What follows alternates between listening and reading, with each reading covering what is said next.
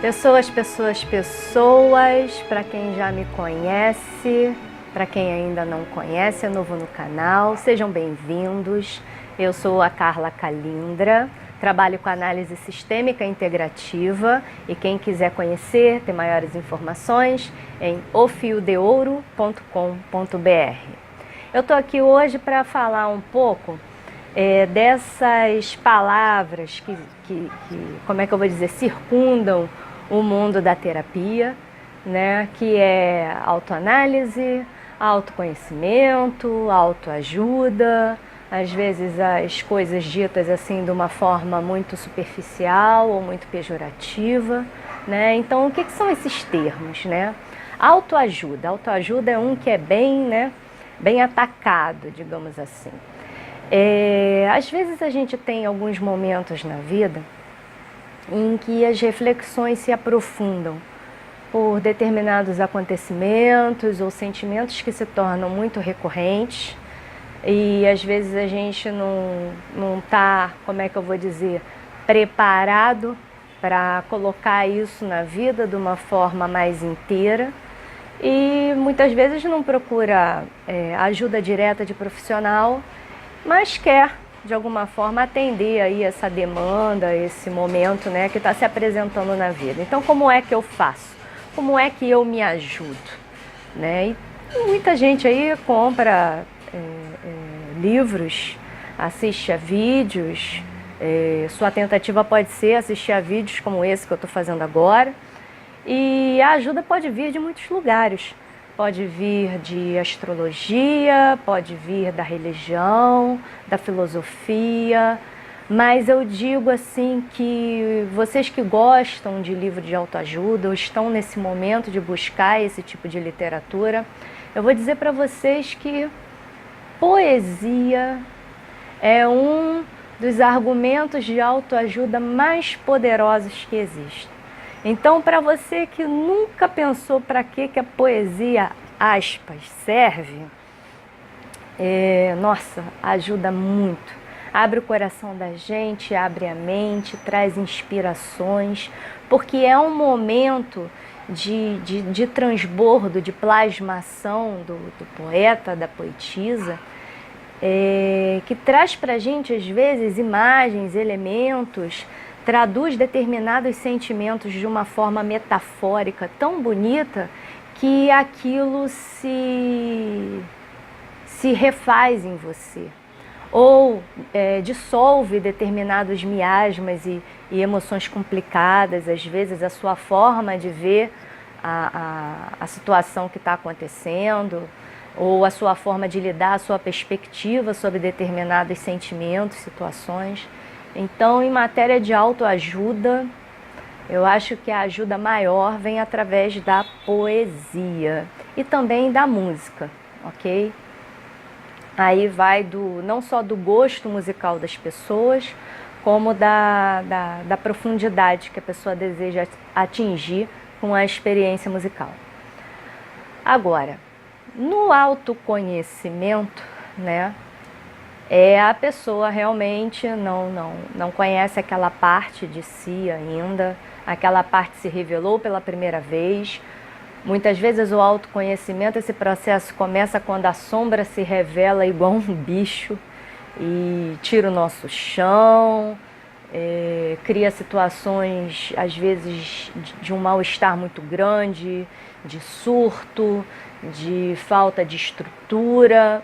Então, a nossa psique é como se fosse a lua, que recebe aquela radiação solar, então existe aquela parte sua que é iluminada e existe o lado escuro da lua, existe a sua sombra lá atrás. E geralmente quanto mais iluminada está a lua, né, quando você está cheio, existe uma frase muito boa, né, quer conhecer alguém, dê poder a ele. Então, quanto mais cheio de si, quanto mais a pessoa, né, acha que está assim, abalando, aí é que a sombra fica densa, fica bem escura mesmo, e quando se revela, é um trabalhão aí para trazer isso para o campo da consciência, porque a sombra é sempre um estado inconsciente, um poder muito grande que você tem, mas que ainda não recebeu, digamos assim, as honras devidas. E se comporta como uma pessoa que foi desonrada, retirada do seu valor, do seu status. E aí chega mesmo, às vezes, quebrando tudo. Então o autoconhecimento é o famoso: oi, muito prazer, eu sou você. Né? Eu sou uma faceta sua, é como uma imensa sala de espelhos que você entrou pela primeira vez e você começa a se enxergar sobre diversos ângulos ao mesmo tempo. E isso muda muito a sua perspectiva. Tem gente que se perde nesse processo do autoconhecimento. Como assim? Imagina você numa sala de espelhos durante um certo tempo. Você já pode perder a medida aí de quem é você e quem é o reflexo. E principalmente se os reflexos estiverem em espelhos, né, distorcidos, embaçados, oxidados, isso pode trazer para você imagens que te perturbam de tal maneira que você se perde na questão do original, de qual é a sua essência. E aí a gente vai para um terceiro ponto, sabe? Um terceiro degrau nessa escala, que é a autoanálise.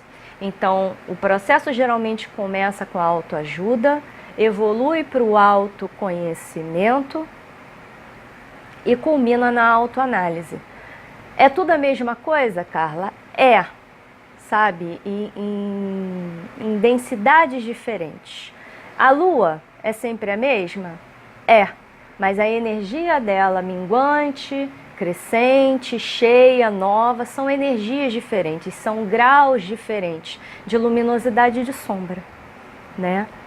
Então, quando a gente chega nesse processo da autoanálise, a gente começa a, primeiro, se dar conta do que é e o que está e perceber que aquilo que você está não é o que você é, que existe uma identidade que é comandada pelo ego e que existem as personas, que são as máscaras ou os atributos que eu preciso exercitar no mundo para cumprir o meu papel. Então, numa imagem bem bacana, imagina que você, identidade, é o ator. E que você, para cumprir os seus papéis no mundo, né, seja pai, mãe, profissional, irmão, filho, avô, a profissão que você exerce, como vizinho, como cidadão brasileiro, indivíduo, CPF, CNPJ, enfim, os N papéis que a gente precisa cumprir na vida. Cada papel desse é uma persona que você utiliza. Então, por exemplo, eu não vou me apresentar, talvez, para cumprir a minha persona, o meu papel de CNPJ, de, sei lá, bermudão, sandália de dedo. É um exemplo. Mas se o meu CNPJ é, de repente, uma firma, uma empresa que ensina as pessoas a surfar, sim, o arquétipo cabe, né, a esse CNPJ específico.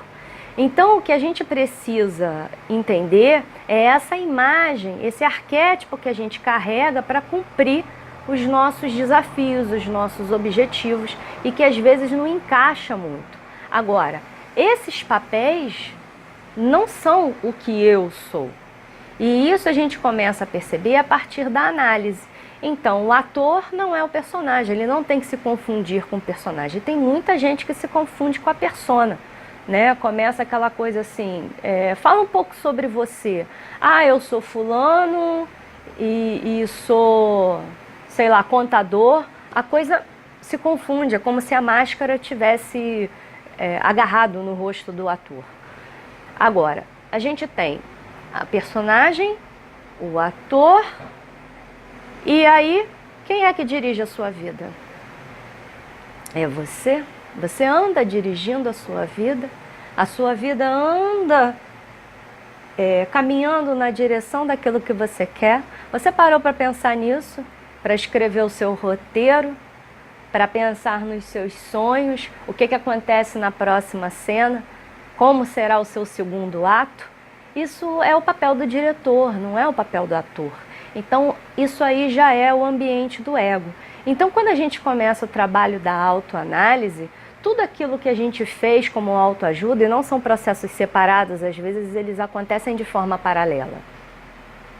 Então, essas coisas começam a caminhar juntas e esclarecer para mim em que momento eu estou querendo me autoafirmar. Porque quando você começa a querer se encaixar num modelo que não é seu, primeiro, tá todo mundo percebendo que você tá ali numa mentira, sabe? Você pode estar achando que está convencendo muita gente. E de repente você está até convencendo um ou outro mais desavisado, menos atento. E aliás, o mundo anda muito desatento hoje em dia. Por isso essa avalanche de enganos e de auto-enganos. Mas quando a gente começa a estar nesse estado presente, de quem se ajudou, de quem se conheceu e de quem está começando a ficar um pouco mais perceptivo, um pouco mais atento, um pouco mais presente, a gente começa a viver o presente que é a vida. E aí a gente começa a aceitar os nossos aspectos, as nossas sombras, as nossas possibilidades, a gente começa a lidar com a realidade. Então, essa que é a diferença, assim, digamos, né, entre autoajuda, autoconhecimento e autoanálise. É como se fosse um desenho em que você tem um desenho só linear, igual o desenho infantil, né, desenho de criança, que é só a linhazinha. Depois você começa a colorir isso no autoconhecimento. E quando a gente vai para o processo de autoanálise, aí a gente começa a fazer a sombra. E aí esse desenho vai ganhando profundidade. Ele pode até ficar 3D, ele pode até parecer que vai sair do papel a qualquer momento. E isso começa a te trazer uma propriedade muito grande das suas ações, dos seus sentimentos. Não quer dizer que você não vá cair aí num momento ou outro, não, porque a estrada tem os seus percalços, os seus buracos. Mas isso vai querer dizer que você está mais atento. E quando a gente está atento, a gente curte mais o processo. Porque a vida não passa a ser só aquela meta, aquele objetivo. Passa a ser todo o caminho que a gente percorre antes de chegar lá. Agradeço a você que ouviu até aqui. Para você que gostou, entrou no canal agora, vai lá, se inscreve, aciona o sininho toda vez que tiver vídeo novo para poder receber a notificação.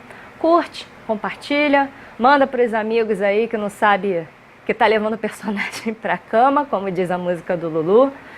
E vamos aí nos conhecendo, nos autoanalisando e passando a dizer muito prazer para muitas coisas assim bonitas que a gente vai reconhecendo e vai deixando de excluir, deixando de julgar, sabe? A crítica, a observação, ela é muito, muito bem-vinda, mas o julgamento é uma energia realmente desnecessária, porque ela coloca a coisa preto no branco e aí você perde todas as nuances, todas as gradações que existem entre os extremos, ok? Vamos focar um pouquinho mais no caminho do meio. Beijo para vocês, curtam, compartilhem e quem quiser saber mais, o fiodeouro.com.br. Tchau, tchau.